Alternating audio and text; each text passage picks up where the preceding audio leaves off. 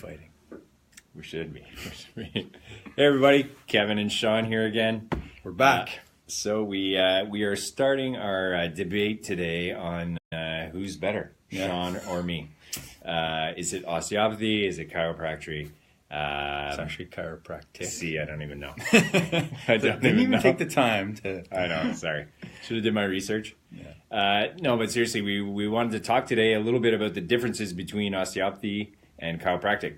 And actually, a lot of the similarities, because they're as we dive into them, we realize that they're very, very complementary, very similar in their roots and how they begun.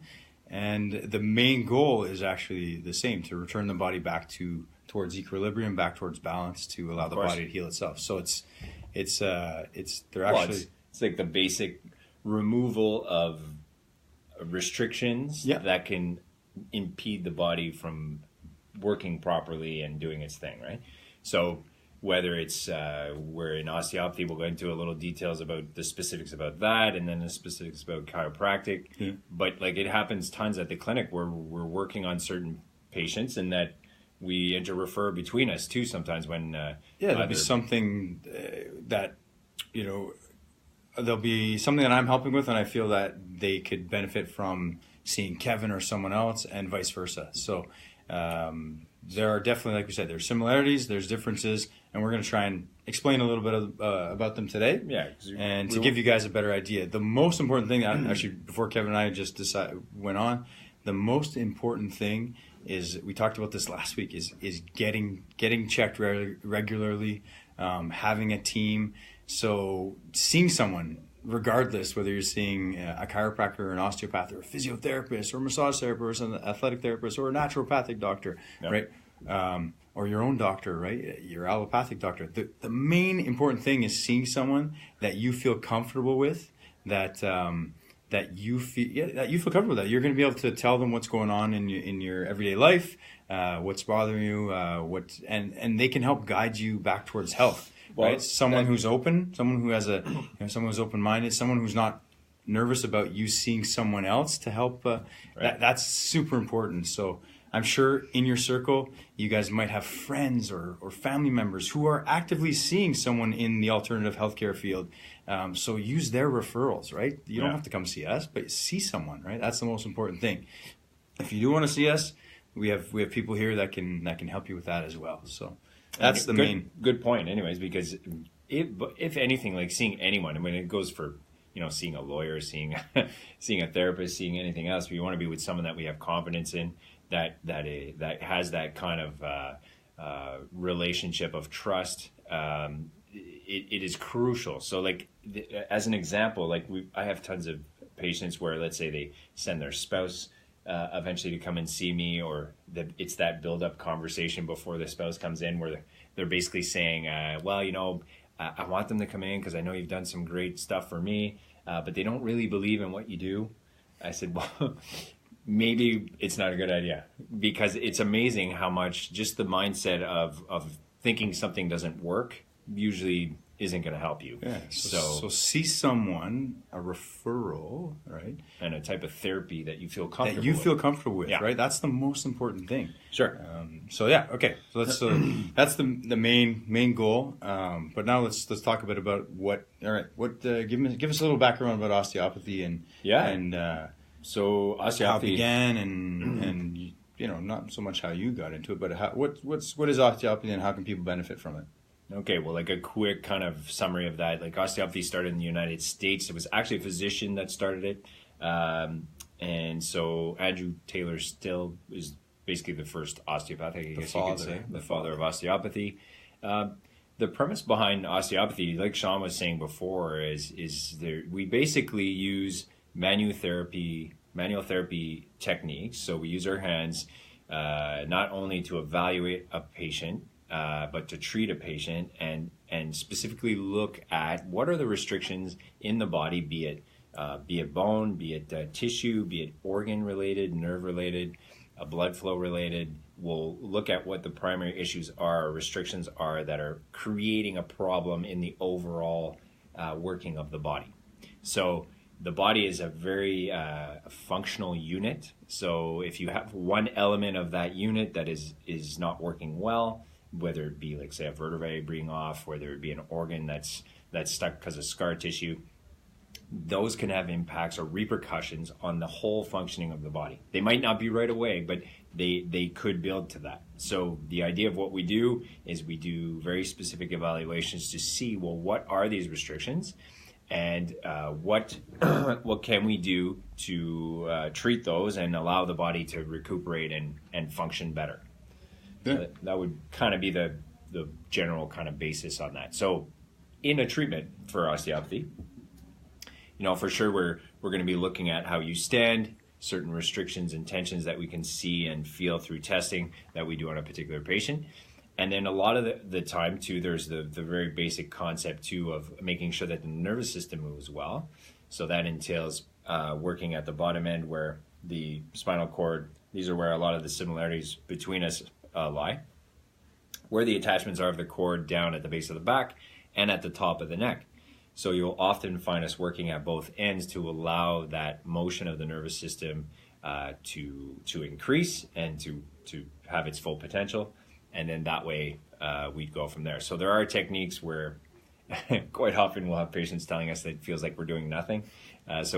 We're constantly explaining. And I think that's maybe something that we can draw away from this as well, is like when you are seeing someone, I just like to explain what I'm doing. I just find it helps the patient in visualizing what's going on, and in the healing process. Right? Ask, right? It's your body, and ask what's going on, and very important. Communicate, right? It's so important. So there are techniques like that are very subtle, and then there are other ones that maybe not so subtle in the sense that there could be a little bit more emotion to it and everything else. But and for the most part, we'll always have an end where we discuss like what happened, what the game plan would be moving forward. Do you need to do maybe a little bit of mobility work and some strengthening, or do we need to do something to help out an organ, where we look at other facets of lifestyle, where it could be like exercise versus what you're eating to sleep patterns to whatever.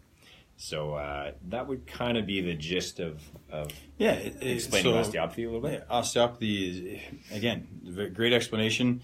It's you're looking at the body as a whole, right? You're looking at the interrelation between the different systems. Yeah. So very similar to chiropractic. Chiropractic also first adjustment, I believe, was given in 1895.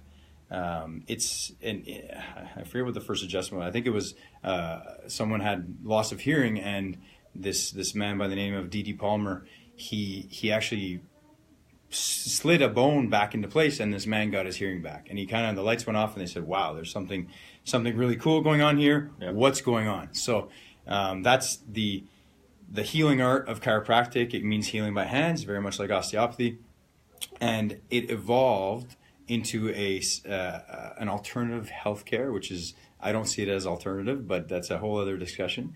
It evolved into a healing art, a mix between science, art, and philosophy, right? The philosophy being that the body has an innate intelligence. It's able to heal and be healthy as long as we remove the interferences, right? We remove the stresses. We talked about this last time.